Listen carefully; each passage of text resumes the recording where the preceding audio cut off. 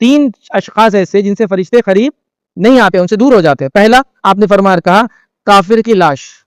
دوسرا آپ نے فرمایا وہ شخص جو خلق کی خوشبو لگائے، خاص قسم کی اور زیادہ شدید اسمیل ہوتی تھی، یاد رکھیے، یا ایک مرکب تھا، یہ کئی خوشبوؤں کا ایک مجموعہ بنایا جاتا تھا جس میں زعفران غالب رہتا تھا. بہت میں ایکسٹریم خوشبو جو خلق کہتے تھے.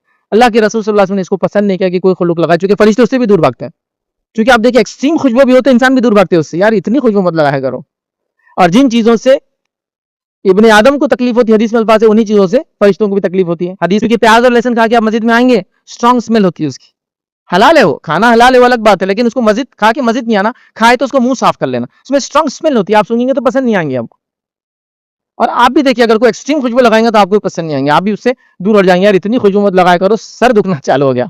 تو آدم کی اولاد کو جس چیز سے تکلیف ہوتی ہے، فرشتوں کو بھی ان چیزوں سے تکلیف ہوتی ہے. یاد رکھیے کہ تمباکو اسمیل کرتا ہے، تو تمباکو کی اسمیل نہیں آلہ مول کے اس میں خوشبو ملائی جاتی ہے، وہ اتنی ایکسٹینس، مطلب اتنی زیادہ خوشبو ہوتی ہے کہ آپ بولیں گے نہیں.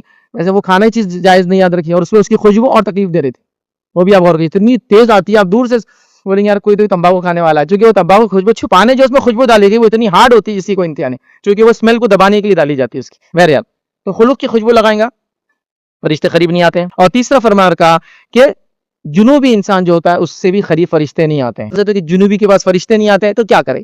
تو یاد رکھیے اگر انسان کو جنوبی حالت میں صبح اٹھ کے غسل لینا ہے تو پھر وہ وضو کر کے سوئے گا. جنابت کی حالت میں وہ کھانا چاہتا ہے تو وضو کر لے. ایک انسان جنابت کی حالت میں ابھی غسل لینا نہیں چاہتا، سونا چاہتا ہے تو وضو کر لے. ایک انسان جنابت کی حالت میں صبح اٹھ کے غسل کرنا چاہتا ہے فجر سے پہلے تو وہ وضو کر لے، وضو کر کے سونا چاہیے. جب کوئی انسان جھوٹ بولتا ہے تو اس کے جھوٹ کی بدبو سے فرشتے 1 میل دور سے چلے جاتے ہیں.